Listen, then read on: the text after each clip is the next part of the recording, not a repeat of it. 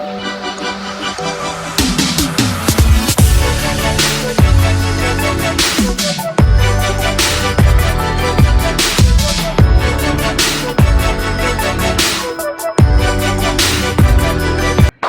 Students, कैसे हो आप सब लोग। मैं चंद्र प्रकाश और आज लेके आया हूँ अल्टरनेटिंग करंट का शुरुआत आज हो चुकी है। श्री गणेश हम लोग कर रहे हैं आज अल्टरनेटिंग करंट का, और डीसी सर्किट कंप्लीट कर लिए हैं। बेसिक का हम लोगों ने जितना पोर्शन था अच्छा खासा डिटेल में कन्वर्ट हम लोगों ने ये कंप्लीट किया हुआ है।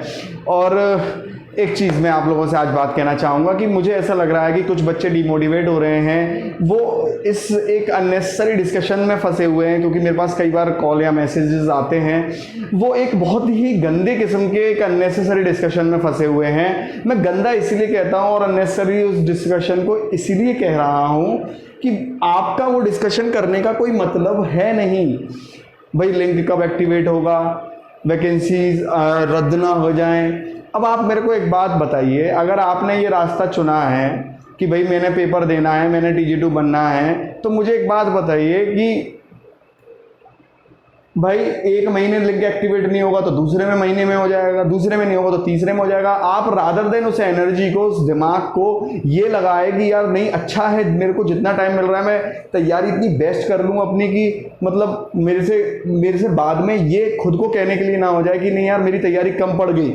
अब आपसे मैं एक चीज़ पूछता हूँ, अब आप मेरे को एक बात बताइए, पिछले जो पेपर था जो 2700 वैकेंसी का हुआ था, उसमें 115 जनरल कट ऑफ थी, 105 ओबीसी कट ऑफ थी, ठीक है, मोटा एग्जैक्ट में वही थी, मतलब अगर पॉइंट का हेरफेर ना हो तो।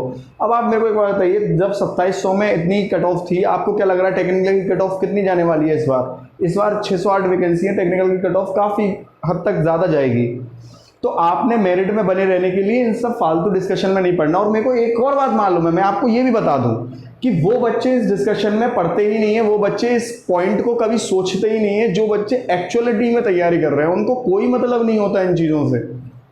मतलब मैं बताऊं किसको है, मतलब उसको है जो पंचायती आदमी है भाई, जिसको पंचायत करने में बड़ा मज़ा आता है।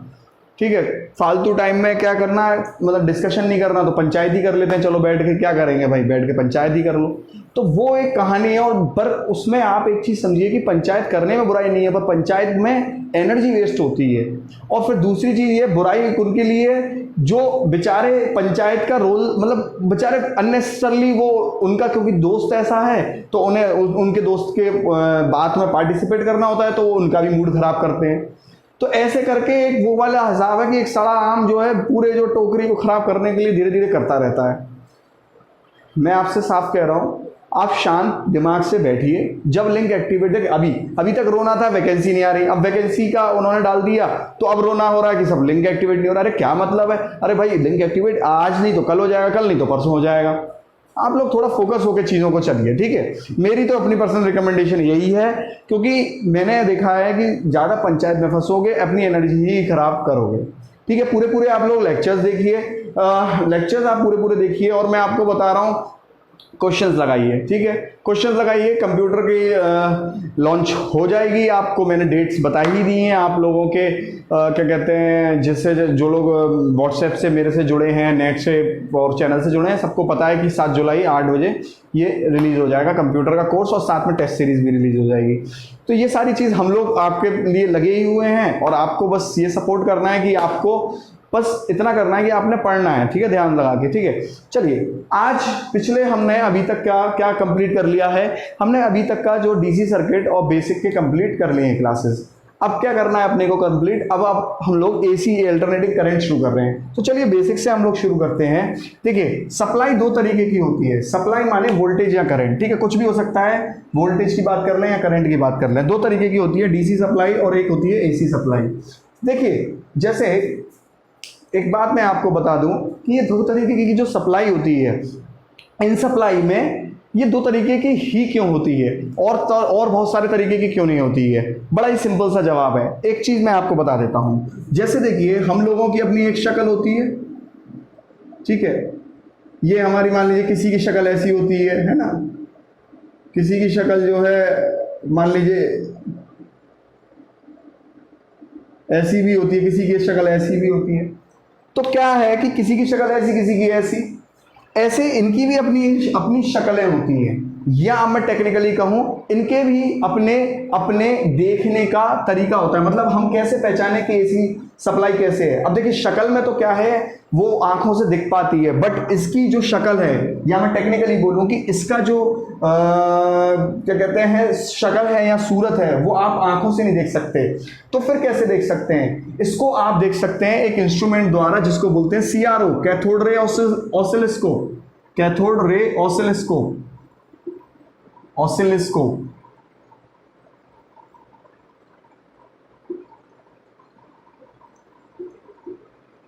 Cathode ray oscilloscope, CRO.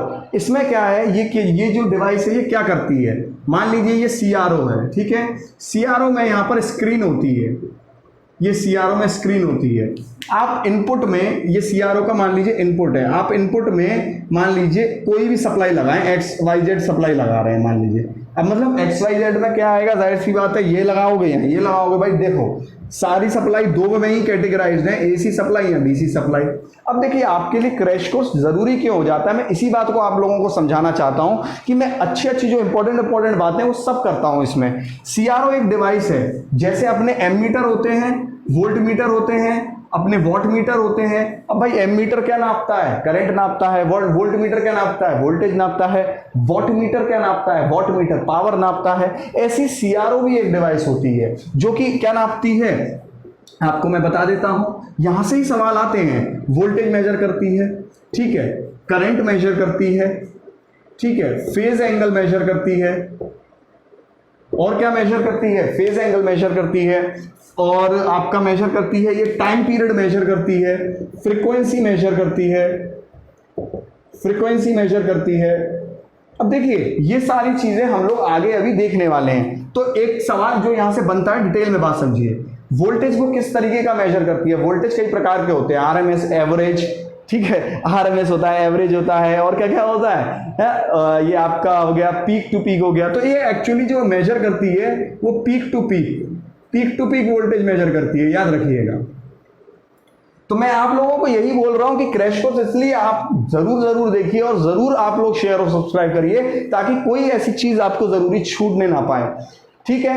आज कंप्यूटर का भी लेक्चर अपलोड कर दिया है, डेमो लेक्चर अपलोड हो चुका है, आप लोग जाके देख सकते हैं कि किस तरीके से कंप्यूटर की क्लास हम लोग चलाने वाले हैं, ठीक है। कंप्यूटर के बिना पेपर तो निकलना नहीं है, ये आपको भी पता है और मेरे को भी ये बात पता है। और इस बार मैं टेक्निकल पे क्रैश कोर्स इसलिए मैं बिल्कुल फ्री ऑफ कॉस्ट इसलिए चला रहा हूं कि आप लोगों को भी पता है, मेरे को भी पता है, वैकेंसी कम होने के कारण इस बार बहुत जाने वाला है। कम क्या बहुत ज्यादा कम वैकेंसी के कारण मेरिट बहुत ज्यादा हाई जाने वाली है, और ये चीज आप लोग तब पता चलेगी आपको जब आपका रिजल्ट आएगा। तो इस चीज को समझिए। तो वोल्टेज कैसा मेजर करती है? ये peak to peak voltage measure करती है, peak to peak voltage measure करती है, ना आरएमएस करती ना एवरेज करती, peak to peak voltage measure करती है सीआरओ। अच्छा, तो जब सीआरओ के लिए एक बात यहां पर हम लोग समझते हैं कि यार जब एमीटर था अपने पास करंट नापने के लिए, वोल्ट मीटर था, वॉट मीटर था पावर नापने के लिए, तो सीआरओ की क्या आवश्यकता पड़ गई? इस बात को ध्यान से देखिएगा। सीआरओ फेज एंगल नापता है, टाइम पीरियड नापता है, फ्रीक्वेंसी नापता है। इनकी बात हम जिक्र करेंगे, इनकी जिक्र करेंगे हम आगे इसी लेक्चर में करने वाले हैं। बट मैं आपको यहां एक बात बता दूं, एक बड़ा ही मेजर क्वेश्चन है, पेपर में आ चुका है। सीआरओ क्या मेजर नहीं करता? पावर मेजर नहीं करता। देखिए वोल्टेज आप निकाल लीजिए, करंट आप निकाल दीजिए, वो एक अलग बात है कि पावर आप उसको मल्टीप्लाई करके निकाल दो। पावर सबको मालूम है वोल्टेज इंटू करंट होता है, बट ये डायरेक्ट निकाल के नहीं देगा मेरे भाई, याद रखिएगा ये चीज। अच्छा, तो सीआरओ हमें जरूरत क्यों पड़ी? देखिए इसका बहुत इंपॉर्टेंट मैं आपको कंसेप्ट बता दूं। सबसे पहली चीज सीआरओ का बेनिफिट यही है, सीआरओ में खास बात यही थी कि सीआरओ में स्क्रीन होती है, स्क्रीन होती है जिसमें मैं आपको फिर से बोल रहा हूं, जो इसकी शक्ल की मैं बात कर रहा था, शक्ल। अब शक्ल क्या होती है टेक्निकली ये आप जानिए। शक्ल होती है इसकी वेव फॉर्म्स के ग्राफ। मतलब कहने का मेरा ये है, जैसे हम लोगों की शक्ल होती है ना, वैसे इनकी शक्ल कोई नहीं होती है। मतलब हम देख कैसे पाएंगे इसको? हम देख पाएंगे इसकी वैल्यू का ग्राफ अगर हम बनाए समय के सापेक्ष। मतलब कहने का क्या है, इस बात को बड़ी ध्यान से सुनना और समझना कि जो एसी सप्लाई की जो वैल्यू होगी, वोल्टेज की होगी या करंट की होगी, जिसकी भी है। मैंने आपसे पहले कहा सप्लाई चाहे वोल्टेज की हो सकती है या करंट की हो सकती है। मतलब कहने का जो वोल्टेज और करंट का जो भी मान होगा, मैग्नीट्यूड होगा, मान होगा, जो भी वैल्यू होगी, अगर हम उसको समय के हिसाब से कि किस किस समय पे उसका मान कैसा रहता है, अगर इसका ग्राफ हम बना दें वही इसकी शक्ल होती है। तो एसी सप्लाई की हम बात करें, समय के साथ वेरी होने वाला, समय के साथ में वेरी होने वाली, देखिए यहां पर इस अगर ये मान लीजिए कोई वोल्टेज है V, तो देखिए यहां जीरो टाइम, ये टाइम है तो जीरो समय पे इसका मान जीरो है, किसी एक t1 समय पे इसका मान कुछ उच्च है, किसी t2 समय पे इसका मान फिर से जीरो हो गया, किसी t3 समय पे इसका मान फिर से नीच हो गया, मतलब नीचे हो गया, मतलब बिल्कुल न्यूनतम हो गया कहने का मतलब। अब आप देखिए फिर से t4 समय पे फिर से जीरो हो गया। तो हर सेकंड पे देखिए, अगर आप देखें तो हर सेकंड पे इसका मान बदल रहा है, मतलब हर समय पे जिसका मान बदले वोल्टेज का, ऐसे वोल्टेजेस किसमें आते हैं, एसी सप्लाई की कैटेगरी में आ जाते हैं। तो बड़ा ही सिंपल बात है, एसी सप्लाई की डेफिनेशन यहां से क्या बनती है कि ऐसे वोल्टेजेस या करंट जिनका हर समय पर मान में परिवर्तन होता रहे, हर समय पे क्या होता रहे, मान में परिवर्तन होता रहे, बदलता रहे। और डीसी सप्लाई का अगर हम लोग ग्राफ देखें तो समय और वोल्टेज या करंट किसी को भी ले लीजिए, मैं बार बार आपको ये बात बोल रहा हूं, इसका मान सेम रहता है। मान लीजिए अगर ये 5 वोल्ट है तो ये 5 वोल्ट 0 सेकंड पर भी 5 वोल्ट होगा, t1 सेकंड पर भी 5 होगा, t2 सेकंड पर भी कहीं पर भी ले लीजिए 5 वोल्ट ही रहेगा, हमेशा ये 5 ही वोल्ट रहेगा। मतलब इसके मान में परिवर्तन नहीं होता, इसके मान पे हर समय पे परिवर्तन होता रहता है। इसी को कहते हैं शक्ल। शक्ल माने कि ग्राफ, ग्राफ माने कि किसके बीच में, मान और टाइम के बीच में। तो जो आपको ये मान और टाइम के बीच में ग्राफ आपने देखना है, वो ग्राफ आप कहां देख सकते हो, सीआरओ में। इसमें नहीं देख सकते, एमीटर, वोल्टमीटर, वॉटमीटर में नहीं देख सकते। एक सबसे बड़ी बात यह है कि बेनिफिट है सीआरओ का, और दूसरा बेनिफिट सीआरओ का है high input impedance. High input impedance मतलब कहने का अगर मैं हिंदी में बात करूं तो उच्च इनपुट का जो है इसका प्रतिरोध होता है सीआरओ का, जिसकी वजह से इसकी एक्यूरेसी बढ़ जाती है। मैं क्या बोल रहा हूं, उच्च इंपीडेंस होता है। ये उच्च इंपीडेंस की वजह से क्यों बढ़ जाती है, थोड़ा सा मापक यंत्र का पार्ट है। जब हम मापक यंत्र में जाएंगे तो ये बातों को समझेंगे, समझ रहे हैं इस बात को। तो हाई इनपुट इंपीडेंस से क्या मेरे भाई फर्क पड़ता है, हाई इनपुट इंपीडेंस से एक्यूरेसी कहीं ना कहीं सीआरओ की बढ़ जाती है। एक्यूरेसी बढ़ जाती है मतलब कि ये वोल्टेज और एक्यूरेटली मेजर करता है। अगर मैं वही वोल्टेज मान लीजिए वोल्टमीटर से नापूं और वही वोल्टेज सीआरओ से नापूं तो सीआरओ एक्यूरेसी ज्यादा देगा इसके कंपैरिजन में। तो जाहिर सी बात है, दो फायदे हैं, एक तो ये दिखा भी देता है कि कौन सी सप्लाई है, और एक ये क्या कर देता है, एक्यूरेसी भी बढ़ा देता है, पावर मेजर नहीं कर पाता। तो ये होती है एसी सप्लाई, ये होती है डीसी सप्लाई। मैं एक बात का मोहब्बत जिक्र यहां कर देता हूं कि एसी सप्लाई जरूरी नहीं है ऐसी ही होती है, एसी सप्लाई ये भी होती है, क्योंकि देखिए समय पे जो वेरी कर दे वो एसी सप्लाई आ जाएगी, ऑल्टरनेटिंग करंट। एक बात और इंपॉर्टेंटली मैं बोलना चाहूंगा यहाँ पे कि एसी सप्लाई और डीसी सप्लाई में थोड़ा सा एक बीच का फर्क क्या होता है कि यहाँ पर एसी सप्लाई में वो सप्लाई आ जाती है जिनका मान नेगेटिव में भी जाता है, मतलब वो बदल के पॉजिटिव से नेगेटिव भी जाता है। तो एसी सप्लाई वो सप्लाई होती है जिनका मान बदल के पॉजिटिव से नेगेटिव में भी जाता है, पॉजिटिव से बदल के नेगेटिव में। ये भी एसी हो गई है इस हिसाब से, तो ये भी एसी हो गई, ये अल्टरनेटिंग करंट हो गई। पर हर किसी के अपने नाम अलग हैं, इस बात को ध्यान से देखिएगा। मतलब कहने का क्या है कि अगर मैं इसको मिटा दूं थोड़ा सा, ठीक है,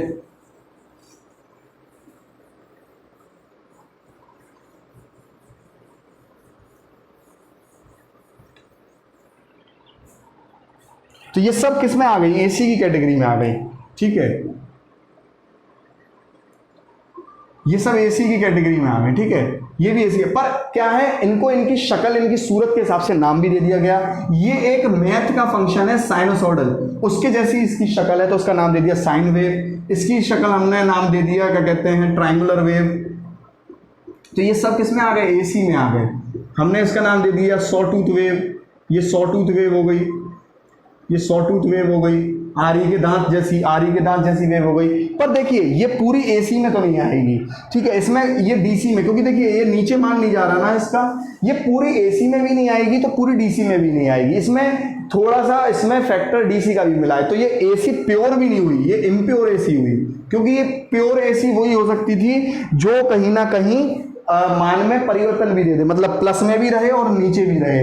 बट ये क्योंकि माइनस में नहीं जा रही है तो ये प्योर एसी तो नहीं है, इम्प्योर एसी है। अब मैं आपको यहां पर एक बात बता दूं, इन सब बवाल से, ये इतनी सारी एसी जो भी मान में परिवर्तन दे वो एसी कहीं ना कहीं उसमें आ जाती है।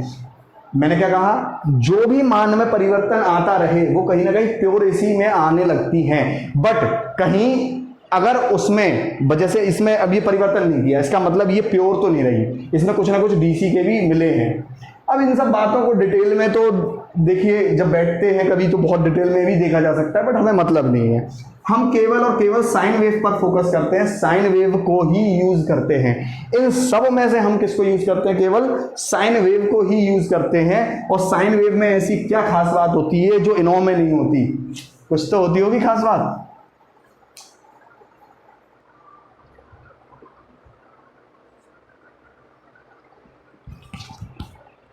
अब देखिए कुछ तो खास बात होती होगी कहीं ना कहीं साइन वेव में।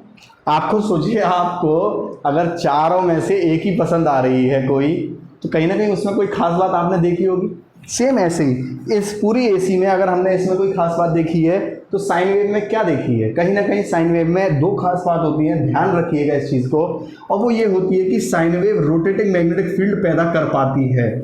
याद रखिएगा, साइन वेव के अलावा और कोई भी वेव है जो रोटेटिंग मैग्नेटिक फील्ड पैदा नहीं करती, मतलब घूर्णन चुंबकीय क्षेत्र पैदा नहीं कर सकती। और दूसरा होता है साइन वेव, एक तो रोटेटिंग मैग्नेटिक फील्ड पैदा करती है और दूसरा होता है ट्रांसफॉर्मर, हमारा साइन वेव पर ही काम करता है, बाकी वेव्स पे काम करता नहीं है। तो ये दो बहुत इंपॉर्टेंट रीजन है कि हम साइन वेव को ही लेके आगे चलते हैं। साइन वेव की अगर हम लोग बात करें, इसको डिटेल में हम लोगों ने पढ़ना है और हम अब इसकी बात करेंगे। साइन वेव को ही डिटेल में पढ़ना है, जो सवाल पेपर में आते हैं हमें उससे मतलब है, ठीक है।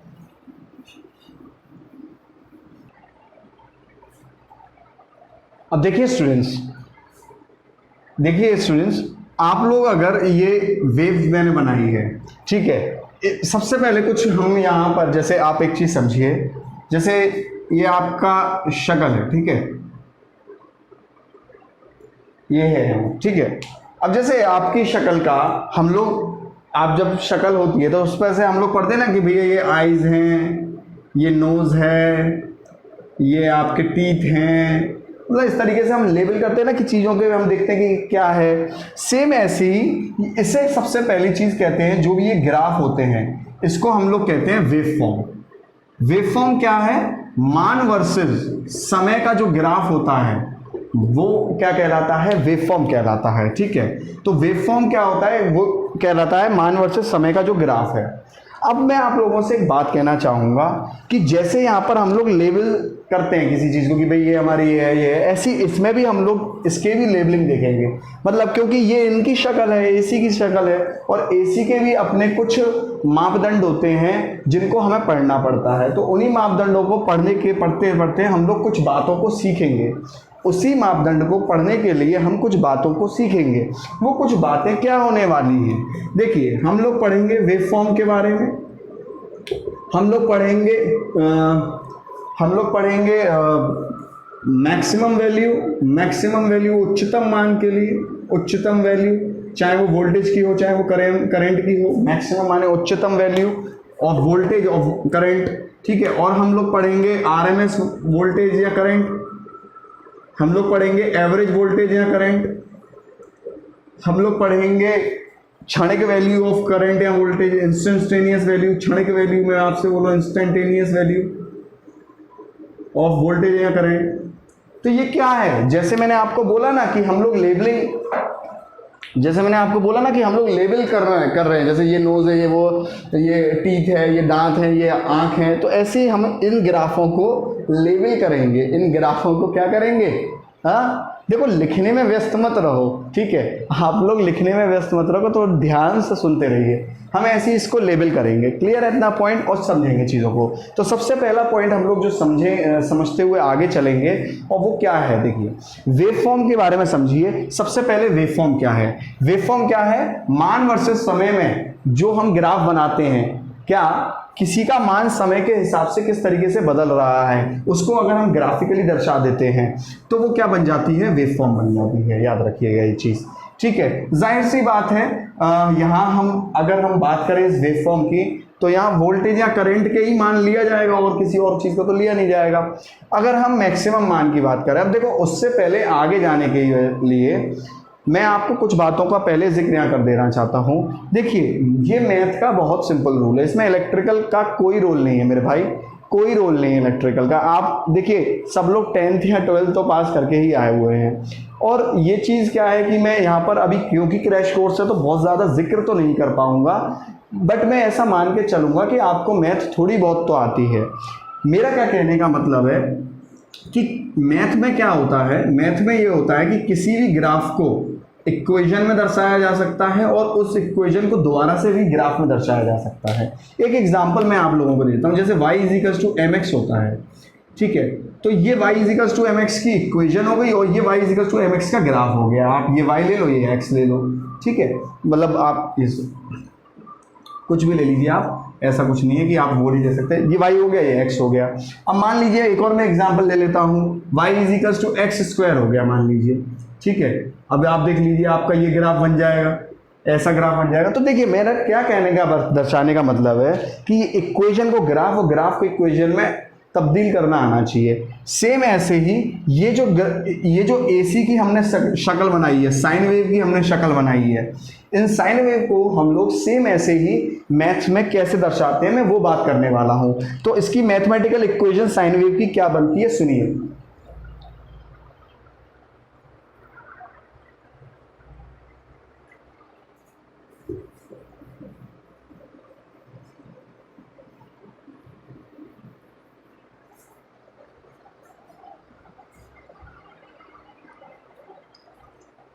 अब देखिए, बड़ा ही एक अच्छी सी बात यहाँ पे समझिएगा, साइन वेव की अगर हम लोग बात करें, मतलब थीटा जो अगर हम बात करें और साइन थीटा की बात करें, तो देखिए 0 degree, 30 degree, 45 degree, 90 degree, 180 degree. मैं इस तरीके से वैल्यू अगर लूँ तो साइन 0 क्या होता है 0, 30 क्या होता है 1/2, 45 क्या होता है 1/2, 90 क्या होता है 1, साइन 180 क्या होता है 0। तो इस तरीके से अगर हम यहाँ इन साइन की वैल्यू को लेके ग्राफ बनाएं तो वो ऐसा ही ग्राफ आएगा कहीं ना कहीं, कि आप देख सकते हैं साइन 0 पे ये वैल्यू 0 है, 90 पे देखिए वैल्यू कुछ उच्चतम है। तो मैं अभी आपको एक बात बताऊं कि इस ग्राफ को, ये दोनों ग्राफ हैं एक ही, बस ये डिग्री में है और ये रेडियन में है, याद रखिएगा। तो जब डिग्री के लिए हम लोग दर्शाते हैं तो क्या दर्शाते हैं, आप ध्यान से देखिए, इसको हम दर्शाएंगे v = Vm sin थीटा ±φ, ठीक है। और अगर हम ये रेडियन में, और ये किस में है रेडियन में, तो डिग्री और रेडियन आपको मालूम है कि जब भी अगर हम कोई गोल चीज घूमती है उसको हम लोग अगर तय बताते हैं, अगर हम उसकी दूरी बताएं तो वो डिग्री में बतानी पड़ती है। मतलब कोई चीज़ है तो अगर वो कितनी दूर घूम गई, 30 डिग्री घूम गई, आप 1 किलोमीटर नहीं घूम गई ऐसा नहीं बोल पाओगे, 30 डिग्री घूम गई, 40 डिग्री या 60 डिग्री घूम गई। तो किसी भी जब कोई सर्कुलर मोशन होता है तो उसका आप डिग्री में या रेडियन में ही बताते हैं, ठीक है। तो इसको भी अगर आप डिग्री में या रेडियन में करेंगे तो ये किस तरीके से हो जाएगा, साइन थीटा की जगह आ जाएगा साइन ωt ±φ। मतलब आपने एक बात देखनी है कि जब भी ये थीटा में होगा तो डिग्री में होगा, और कहीं ना कहीं ωt में होगा तो ये डिग्री में होगा, वो सॉरी रेडियन में होगा। फाई क्या है, फेज एंगल। फाई क्या है, फेज एंगल। फेज एंगल होता है मैं आपको बता दूं, जहां से ये शुरू हो रही होती है वेव। अब यहाँ पर 0 से शुरू हो रही है तो यहाँ फेज एंगल क्या हो जाएगा 0। अगर ये 0 से शुरू ना होती तो फेज एंगल क्या होता, कुछ भी होता, जहां से शुरू हो रही होती वो होता कहीं ना कहीं। तो ये क्या हो जाती है, मैथमेटिकल इक्वेशन हो जाती है अल्टरनेटिंग करंट की। अब आपने इसमें बात समझनी है। देखिए, अगर ये वोल्टेज मैंने लिया है तो वोल्टेज, करंट अगर लेता तो मैं करंट लेता, तो यहाँ पर करंट लेता तो क्या हो जाती है, I = Im हो जाती, sin थीटा ±φ हो जाता, ठीक है। तो वो चीज़ें उस हिसाब से ही बदल जाएंगी। अगर यहाँ पर होता तो क्या है, फिर वही सेम चीज़ हो जाती, I = Im sin ωt ±φ हो जाता। मैं अब आपको यहाँ पे क्या बताना चाह रहा हूँ, ये जो छोटे अक्षर में लिखा हुआ है ये होता है क्षणिक मान, इंस्टेंटेनियस वैल्यू, क्षणिक मान। अगर वोल्टेज का है तो वोल्टेज का, करंट का है तो करंट का, ठीक है। और ये जो कैपिटल में लिखा हुआ है Vm, ये होता है मैक्सिमम मान, उच्चतम मान, अधिकतम मान, ठीक है। ये आपको समझना पड़ेगा। तो ये होता है मैक्सिमम मान, ये होता है उच्चतम मान। अब आपको हम इसको जो सवाल आते हैं हम उस पर ले जाते हैं ध्यान धीरे धीरे। चलिए अब हम उस पर ले जाते हैं जो सवाल आपके पेपर में आते हैं। आप लोग बस सारे लेक्चर पूरे देखिए। मैं आपसे लोगों से यही रिक्वेस्ट करूंगा, सारे लेक्चर पूरे देखिए, क्योंकि जो मैं क्वेश्चंस उठा रहा हूं मैं बिल्कुल भी बाइस होके नहीं उठा रहा हूं कि मैं नहीं ऑनलाइन पढ़ा रहा हूं तो मैं कुछ कम करा रहा हूं। नहीं, ऐसा नहीं है। मैं कोई भी काम अगर लेता हूं हाथ में, या तो मैं लेता ही नहीं हूं, मेरे साथ ऐसी नहीं समस्या कभी आपको आने वाली, या तो मैं कोई काम लेता नहीं हूं, लेता हूं तो पूरा करता हूं और अपनी तरफ से बहुत बेस्ट देता हूं, इतना मेरी आदत है। ठीक है, या तो मैं साफ मना कर दूंगा आपको कि नहीं भैया मैं नहीं कर पाऊंगा इस चीज़ को, और नहीं तो मैं अगर कहूँगा कर दूंगा तो मैं कर दूंगा। मैं इसीलिए कह रहा हूँ पूरा लेक्चर जो बंदा देख रहा होगा उस बंदे के पक्का 50 नंबर तो इंक्रीज होंगे, ये मैं दावे के साथ कह सकता हूँ। ठीक है, दावे के साथ।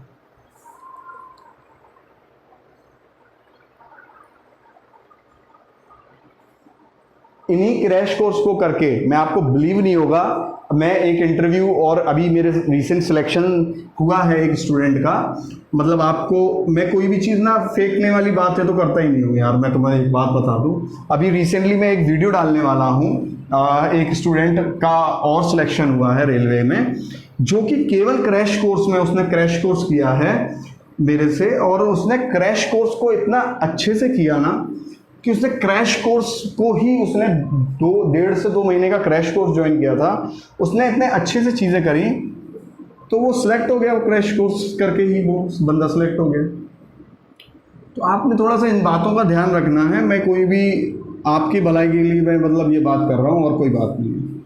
बाकी देखिए आपके ऊपर है, अभी आप सीरियसली लोगे तो ठीक, नहीं लोगे तो ठीक।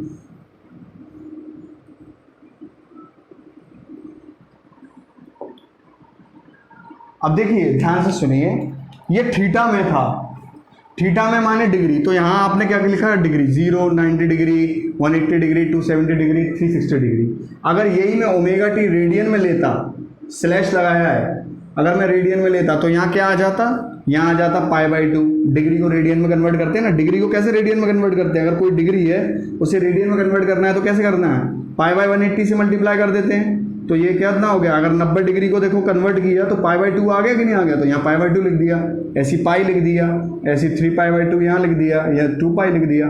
तो कहने का मतलब ये है ब्लू वाले रेडियन है, अगर रेडियन में होता तो ओमेगा टी लिखते और 2π 3π2 इस तरीके से लिखते, और अगर डिग्री में है तो 90 273 डिग्री और यहाँ पर लिखते थीटा। अब देखिए यहीं से हम लोग आगे अपने अपने बढ़ना शुरू कर रहे हैं, समझेंगे बड़े ही अच्छे से। वेव फॉर्म हो गई ये ग्राफ, ये वैल्यू जहां तक जाती है ऊपर तक उसे कहते हैं उच्चतम मान। तो यहां पर उच्चतम मान क्या हो गया, Vm हो गया। जहां तक मैक्सिमम ये वैल्यू जाती है साइन वेव की उसको कहते हैं उच्चतम मान। चाहे न्यूटन, देखो ये जाएगी तो प्लस Vm में ऊपर जाएगी और नीचे जाएगी तो माइनस Vm में जाएगी। मतलब अगर कोई मैं इस तरीके से ले लूँ, मान लीजिए थीटा, और ये वोल्टेज ले लूँ और ये 230 ले लूँ, ठीक है। तो अब देखिए इसका मैं मैथमेटिकल इक्वेशन कैसे लिखूंगा, ये जो यहाँ पर लिखा रहता है उसको लिखूंगा यहाँ क्षणिक मान को, और ये जो लिखा रहता है उच्चतम मान, मैंने आपको बताया V = Vm sin थीटा ±φ। तो ये क्या है उच्चतम मान, ये क्या है क्षणिक मान, तो क्षणिक मान तो V है, स्मॉल v जिसे कहेंगे। उच्चतम मान क्या है 230, यहाँ पर 230 है, ठीक है, और साइन थीटा बस। और देखिए शुरू कहाँ से हो रही है, 0 से, तो यहाँ पर फाई की वैल्यू क्या हो जानी है, 0 हो जानी है। तो अब मैं यहाँ पर आपको क्या बता रहा हूँ, ध्यान से सुनिए, कि ये हो जाएगा आपका उच्चतम मान। देखिए मैं सबको लेके चल रहा हूँ, जिसको आता है उसको भी और जिसको नहीं आता उसको भी। तो ये क्या हो जाएगा उच्चतम मान हो जाएगा, ये क्या हो जाएगा उच्चतम मान हो जाएगा, ठीक है, क्लियर है इतना पॉइंट। ये क्या हो जाएगा उच्चतम मान हो जाएगा। अब ध्यान से सुनिए, तो ये ग्राफ में क्या हो गया, ये उच्चतम मान हो गया, ठीक है। अब बड़े ही इस चीज को थोड़ा सा ध्यान से समझिएगा। अगर मान लीजिए आरएमएस वैल्यू की बात करें, आरएमएस वैल्यू का फॉर्मूला होता है कि किसी भी ग्राफ में आरएमएस वैल्यू का फॉर्मूला होता है। देखिए एसी जो अल्टरनेटिंग करंट है इसमें फॉर्मूले की बहुत अहमियत है। आरएमएस वैल्यू जो होती है वो मैक्सिमम वैल्यू की √2 टाइम्स होती है कम, मतलब जो उच्चतम वैल्यू होती है वो √2 टाइम्स कम होती है। अगर मैं इसी वेव में एग्जांपल ले लूँ, अगर मुझे आरएमएस वैल्यू ऑफ वोल्टेज निकालनी है तो मुझे उच्चतम मान मालूम है 230 और इसको मैं डिवाइड कर दूंगा किससे, √2 से। अब आप सोचोगे सर ये कहाँ से आया, कैसे आया? देखो इसका पूरा फॉर्मूला होता है, इसका पूरा फॉर्मूला होता है, वी आर एम एस का फॉर्मूला होता है अंडर रूट में इंटीग्रल 0 से t v² dt/t, इस तरीके से पूरा फॉर्मूला होता है। तो वो कोई मतलब नहीं है हमें आपने करने का, ठीक है। बट आपको एक चीज़ बड़े ध्यान से यहाँ सुननी पड़ेगी और समझनी पड़ेगी, 1/√2 जो होता है ना वो 0.577 होता है, सॉरी 0.707 होता है, ठीक है। तो इसको आप ऐसे भी लिख सकते हैं 0.707 Vm। भाई कभी कभी पेपर में लिखा हुआ ऐसे आ जाता है, इसीलिए आपको ऐसा करने की ज़रूरत है, ठीक है। तो चलिए ये आरएमएस वैल्यू हो गई। और अगर एवरेज वैल्यू की बात करें हम लोग, तो एवरेज वैल्यू क्या होती है? एवरेज वैल्यू का फॉर्मूला होता है 2Vm/π, और 2/π जो है वो होता है 0.636। ये मैथ है, इसमें मैं कुछ नहीं कर सकता, तो ये कहीं ना कहीं क्या हो जाएगा 0.636 Vm। मतलब कभी आपको पेपर में पूछ ले तो आरएमएस वैल्यू क्या हो जाएगी 70.7% ऑफ Vm, मतलब जो उच्चतम मान है उसकी 70.7% हो जाएगी, और एवरेज वैल्यू क्या हो जाएगी कहीं ना कहीं आपकी 63.6% ऑफ Vm। तो ये चीज़ें इसी तरीके से पूछ ली जाती हैं, ध्यान से समझिएगा। अब एक बहुत इंपॉर्टेंट क्वेश्चन जो यहाँ से आता है, ठीक है, पहले आप इतना उतार लीजिए।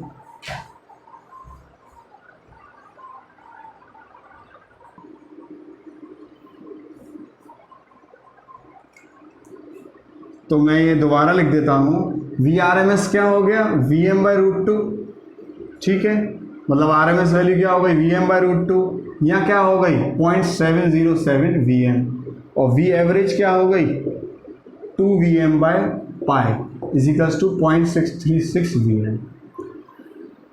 तो यहाँ से हम लोग एक बात समझ गए कि हम किसी भी वेव फॉर्म से उसका उच्चतम मान तो हमें दिख ही जाना है। देखो ये दिख रहा है साफ, क्वेश्चन में दिया होगा भाई, वो दिया होगा क्वेश्चन में, याद रखिए, ऐसा नहीं कि Vm दिया नहीं होगा। या तो आपको ये इक्वेशन दी होगी तो इस इक्वेशन में जो साइन के साथ में लिखा रहेगा वो Vm होगा। अभी एक सवाल भी करवाऊंगा, ठीक है, तो Vm होगा। या फिर क्या है कि आपको एवरेज आया आरएमएस का फॉर्मूला आपको याद होना चाहिए, और ये वो आरएमएस या एवरेज पूछ रहा होगा।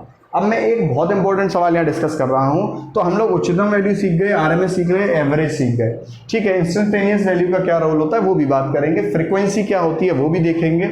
इसके अलावा हम फ्रीक्वेंसी देखेंगे, साइकिल देखेंगे, सब कुछ देखेंगे।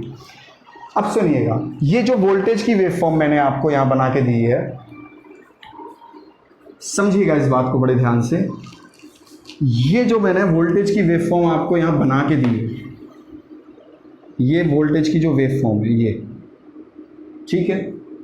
अब इसको एक चीज़ समझिएगा, ये मान लीजिए वोल्टेज है या करंट जो भी है, एक चीज़ ही मैं लेके चल रहा हूँ और हर दोनों चीज़ लेके चलूँगा कोई मतलब नहीं। मान लीजिए थीटा है। अब आप मेरे को एक बात बताइए, ये उच्चतम मान है जहाँ तक ये मैक्सिमम जा रही है, और जहाँ तक मतलब प्लस में जा रही है नेगेटिव में जा रही है, उच्चतम। अब आप इस चीज़ को समझिए, क्या समझेंगे बताइए?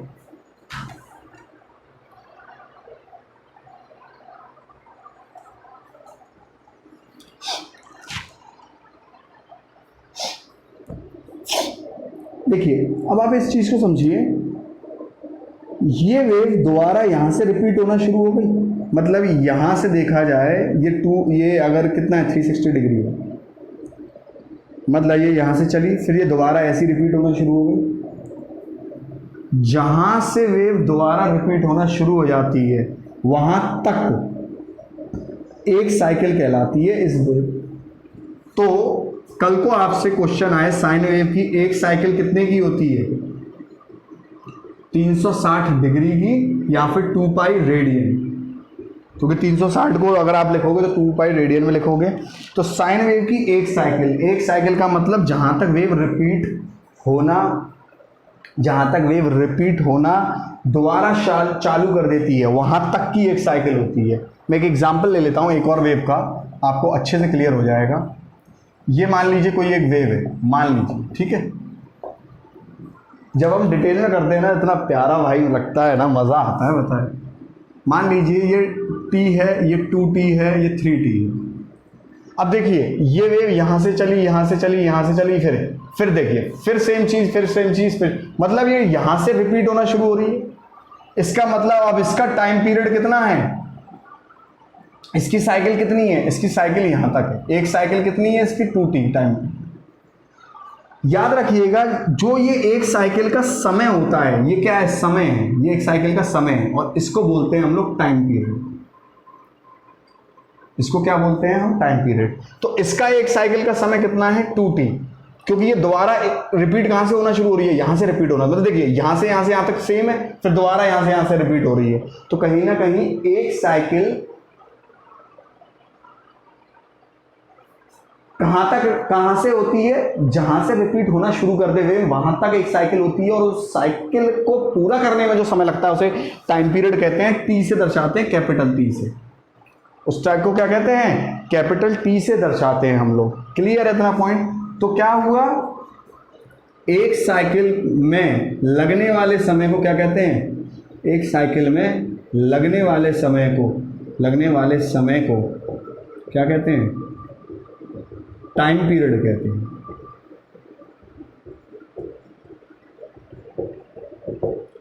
याद रखिए, तो एक साइकिल को लगने वाले समय को क्या कहते हैं, टाइम पीरियड। तो टाइम पीरियड क्या है, जो एक साइकिल में लगने वाला समय है उसको टाइम पीरियड हम लोग कहते हैं। ठीक है, तो ये टी इसका टाइम पीरियड हो गया। इसका टाइम पीरियड क्या है, तो इसीलिए मैं आपसे बोल रहा हूं साइन वेव का टाइम पीरियड क्या है, साइन वेव का टाइम पीरियड क्या है, 360 डिग्री या फिर 2 पाई रेडियन। अगर डिग्री में पूछेगा तो 360 और 2 पाई अगर रेडियन में पूछेगा तो 2 पाई। अब मुझे यहां से बताना क्या है, समझना बात को।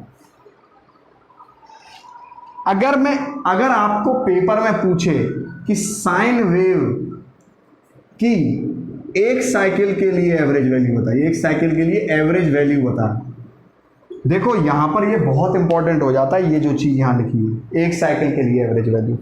तो एक साइकिल कितनी हुई, साइन वेव की इतनी हुई, ये एक साइकिल ही हुई। इसके लिए अगर एवरेज वैल्यू बात करें तो देखिए जितना जहां पर चार्ज दिया गया है उतना ही चार्ज यहाँ पे वापस हो गया है। मैं चार्ज क्यों बोल रहा हूँ, क्योंकि एवरेज वैल्यू चार्ज पे निर्भर होती है और आरएमएस वैल्यू हीट पे निर्भर होती है। ठीक है, ये डिटेल कंसेप्ट है अपने आप में। तो ये जो आपका एक साइकिल के लिए अगर आपसे पूछ ले तो एवरेज वैल्यू आप 0 लगा के आएंगे। पर अगर पेपर में वो पूछता है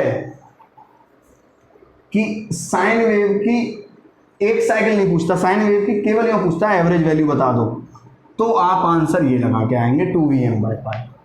याद रखिए ये भी दो तरीके की होती है, एक हाफ रेक्टिफाइड और एक फुल रेक्टिफाइड।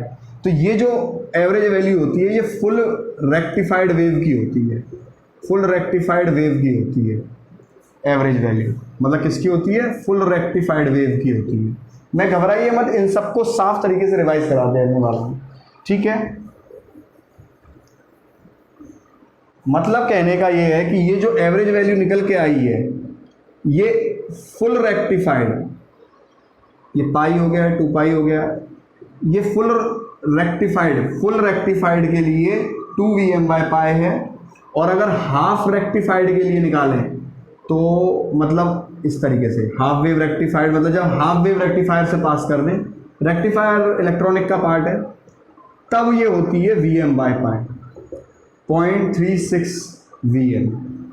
ठीक है, बट आपको मैं सिंपल ही कह रहा हूं, आपको सिंपली वो साइन वेव के लिए पूछे तो एवरेज वैल्यू तो आपने ये लगानी है। हाँ, अगर हाफ वेव रेक्टिफायर कह के पूछे तो ये लगाइएगा। ठीक है, और अगर एक साइकिल के लिए पूछे तो 0 लगाइएगा, गलती ना करिए।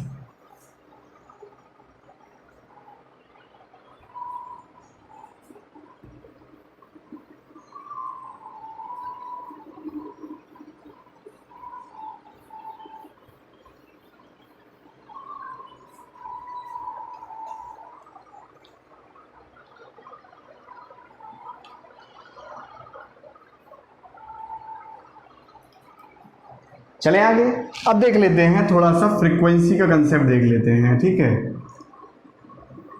आवृत्ति जिसे कहते हैं ना, आवृत्ति। अब अगर देखिए आवृत्ति की अगर हम लोग बात करें तो कोई अगर वेव फॉर्म है, ठीक है, अगर मान लीजिए कोई ये वेव फॉर्म है, ठीक है, ये टाइम हो गया, ये वोल्टेज या करंट जो भी आप यहाँ पर ले लो वो आपकी मर्जी है। ये उच्चतम मान हो गया, तो अभी मेरे को ये उच्चतम मान मैंने बता दिया। समझिएगा बात को। मान लो 1 सेकंड ये हो रही है, मान लो ये 1 सेकंड का समय है भाई, कहीं ना कहीं तक तो 1 सेकंड बनेगी ना, जहां तक भी लोगे। तो 1 सेकंड में कितनी साइकिल हो रही है? एक साइकिल ये रही, दूसरी साइकिल ये रही, कहीं ना कहीं मैं अपनी आसानी ये यहां तक मान लेता हूं, ठीक है, और तीसरी साइकिल ये हो गई, तीसरी साइकिल ये हो गई। तो 1 सेकंड में साइकिल की संख्या, मतलब the number of cycle in 1 second, अब जैसे यहां कितनी है? 1 2 3, तो 3 ही क्या हो गई? फ्रीक्वेंसी। तो इसको क्या बोलेंगे? 3 साइकिल पर सेकंड। इसी साइकिल पर सेकंड को बोल देते हैं हर्ट्ज। साइंटिस्ट हैं हमारे हर्ट्ज, उनके नाम से चला। तो ये फ्रीक्वेंसी क्या होती है? फ्रीक्वेंसी होती है 1 सेकंड में साइकिल की संख्या। तो यहाँ फ्रीक्वेंसी क्या बनी इस वोल्टेज की या करंट की? 3 हर्ट्ज। तो अगर भारत में 50 हर्ट्ज आ रही है तो इसका मतलब सोचो 1 सेकंड में वोल्टेज इस तरीके से कितनी जल्दी जल्दी बदल रहा है 1 सेकंड के अंदर। इसी को कहते हैं फ्रीक्वेंसी। फ्रीक्वेंसी और टाइम पीरियड। टाइम पीरियड क्या था? 1 साइकिल में समय, 1 साइकिल में जो समय लगता है वो टाइम पीरियड है टी, उसको हम सेकंड में मापक देते हैं, ठीक है। तो फ्रीक्वेंसी और टाइम पीरियड में जो रिश्ता होता है वो रिश्ता क्या कहलाता है? इन्वर्सली प्रोपोर्शनल का कहलाता है। डिटेल में जब करते तो मैं इसका तरीका भी बताता कहाँ से आया, बट आपको ये फॉर्मूले याद होने चाहिए। और मैं आपको बता दूं, मैं अभी इनको सबको इकट्ठा एक जगह रख दूंगा और क्या क्वेश्चन पूछे जाते हैं वो भी बताऊंगा, ठीक है। क्षणिक मान हमारा रह गया है। क्षणिक मान क्या होता है इसकी बात का भी जिक्र मैं आपको उस क्वेश्चन में ही कर दूंगा। क्लियर इतना पॉइंट?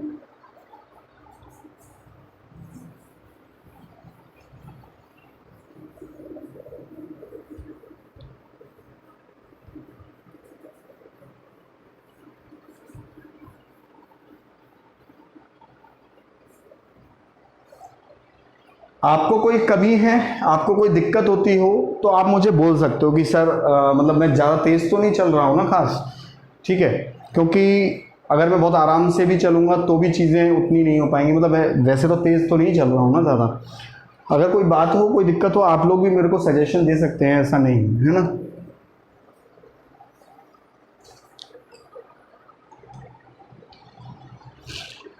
चलिए स्टूडेंट्स, अब मैंने सारी चीज़ साफ सफाई से देखिए लिख दी है और ये सारा आप कर लेंगे, कोई एसी का क्वेश्चन नहीं छूटेगा। स्टैंडर्ड इक्वेशन एसी की क्या है? V equals to Vm omega t plus minus phi. ये तब जब रेडियन में है, याद रखिए। ओमेगा का मतलब होता है कोणीय आवृत्ति, और ओमेगा का जो यूनिट होती है, कोणीय आवृत्ति की जो यूनिट होती है वो होती है रेडियन पर सेकेंड, ठीक है। तो जब भी रेडियन में होगा तो ओमेगा टी लगेगा, और अगर थीटा होगा तो डिग्री लगेगा, ठीक है। तो मैंने करंट को लेकर डिग्री की इक्वेशन लिख दी है, I equals to I m sine theta plus minus five. RMS value Vm by root 2 0.707 Vm, average का 2 Vm by pi 0.636 Vm। Frequency और टाइम पीरियड में मैंने रिलेशन बता दिया है, दोनों व्युत्क्रमानुपाती होते हैं फ्रीक्वेंसी और टाइम में। ये हर्ट्ज हो गई इसकी यूनिट, और टाइम की यूनिट क्या होती है? सेकंड। हर्ट्ज को साइकिल प्रति सेकंड भी कह देते हैं कभी कभी, याद रखिए। अगर हम कोणीय आवृत्ति और आवृत्ति के बीच में, देखिए ध्यान से सुनिए, ये आवृत्ति होती है f और ये होती है कोणीय आवृत्ति। यूँ तो ये अपने आप में अच्छा खासा डिटेल्ड कंसेप्ट होता है कि दोनों में अंतर क्या होता है, ठीक है। बट फिलहाल के लिए आप ये समझिए कि कोणीय आवृत्ति और आवृत्ति, मैं आपको बता रहा हूँ, इतना इतना पोर्शन आप कर लोगे, कोई क्वेश्चन नहीं छूटेगा। कोणीय आवृत्ति और आवृत्ति में क्या अंतर होता है? आप ये जो f है उसके अंदर 2 पाई का मल्टीप्लाई कर दो, वो कोणीय आवृत्ति बन जाएगी। अब आपको पेपर में सवाल इस तरीके से आता है कि ये इक्वेशन दी हुई है, आपको क्वेश्चन पेपर में बोलेगा कि इस समीकरण में या in this given equation find करिए, कैलकुलेट करिए maximum value, RMS value, average value, आवृत्ति, कोणीय आवृत्ति, क्षणिक मान 0.05 सेकंड पे। तो क्षणिक मान क्या होता है वो भी मैं बता दूंगा। चलिए अब मैं इसका सोल्यूशन आप लोगों को करवाता हूँ। सोल्यूशन सुनिए, देखिए जो आपको समीकरण दिया है उसको लिखिए आप यूं करके, 314T लिखा हुआ है, ठीक है। अब आप देखिए इसको स्टैंडर्ड समीकरण से कंपेयर करिए, यहाँ से कंपेयर करिए। तो देखिए स्टैंडर्ड समीकरण क्या कहता है? V equals to Vm, sorry एक यहाँ, अच्छा वो नहीं लिखा, साइन लिखना भूल गया इसमें। तो ये कितना है? 230 साइन ओमेगा टी है, साइन 314T है, ठीक है। देखो टी साथ में लिखा है तो हमें पता चला कि ये जो साथ में ओमेगा है, अगर खाली थीटा लिखा होता तो उसमें टी नहीं लिखा होता। मतलब यहां पर अगर टी साथ में है, इसका मतलब हमें क्या चीज लिखनी है, ओमेगा टी लिखनी है, साइन ओमेगा टी। ठीक है, अब देखिए यहां पर साथ में कुछ प्लस माइनस में तो है नहीं, तो इसका मतलब फाई क्या रहा होगा, 0 रहा होगा। तो देखिए यहां से बड़ा ही ध्यान से देखिए, इन दोनों को जब हम समान रखेंगे तो हमें क्या पता चला, पहली चीज मैक्सिमम मान कितना है, 230 वोल्ट। ठीक है, एक एक करके सवाल हल करेंगे। तो मैक्सिमम मान हम लोगों ने निकाल लिया। अगर आरएमएस की बात अगर हम लोग करेंगे तो आरएमएस का फॉर्मूला क्या था, Vm/√2। तो जो Vm हम लोगों ने निकाली 230/√2 करिए, सिंपल वोल्ट आंसर आ जाएगा। ठीक है, तीसरा अगर हम लोग बात करें तो एवरेज वैल्यू, V एवरेज क्या होता है, 2Vm/π, 2Vm/π होता है। तो 2Vm कितना आया, मैक्सिमम मान 230/π वोल्ट। देखिए अभी जो भी सोल्यूशन होगा मैथ को लेके, इनको डिवाइड करके जो भी होगा वो तो आपने ही करना है। ठीक है, फोर्थ अगर हम बात करें फ्रीक्वेंसी, आवृत्ति। अब आप देखिए यहां से जब हम इन दोनों समीकरण को मिलाएंगे तो ओमेगा और 214, तो कहीं ना कहीं कोणीय आवृत्ति क्या आ गया, कोणीय आवृत्ति ओमेगा क्या आ गया, 314 रेडियन पर सेकंड। देखिए ये याद रखिए वैल्यू की, ये मान मापक ये याद रखिए, जो यूनिट है मापक जो है वो याद रखिए। मैंने अभी आप लोगों को समझाया था कि कोणीय आवृत्ति की यूनिट क्या होती है, रेडियन पर सेकंड। तो जब हमने इसको यहाँ पर इसको समान रखा तो ओमेगा 314 ही होगा। अब ध्यान से रखिए ओमेगा किसके बराबर होता है, 2πf के, और 314 है ये, और ये है 2πf। ठीक है, 314 को मैं कहीं ना कहीं 100 पाई लिख सकता हूं, 314 को मैं कहीं ना कहीं 100 पाई लिख सकता हूं, क्योंकि पाई की वैल्यू क्या होती है, 3.14, और जब 100 का मल्टीप्लाई होगा तो वो 314 हो जाएगी। अरे भाई गणित लगा रहा हूं, तो कहीं ना कहीं मैं इसे 100 पाई जब लिखूंगा तो ये 2πf हो गया, पाई से पाई कैंसिल, 2 से ये, तो फ्रीक्वेंसी कितनी आ गई, 50 हर्ट्ज आ गई। तो देखिए आपकी से सब वैल्यू निकल आएंगे। क्लियर इतना पॉइंट। अब अगर ये क्षणिक मान क्या होता है, एक और बात मैं आपको बता दूं, क्षणिक मान क्या होता है, कैसे निकलेगा क्षणिक मान, ये सब मैं मिटा देता हूं।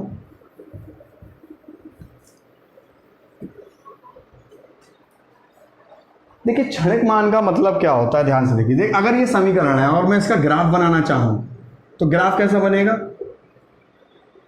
ये ओमेगा टी यहां लिखूंगा मैं, ये 230 पे उच्चतम जा रहा है, जाहिर सी बात है -230 पे नीचे भी जाएगा।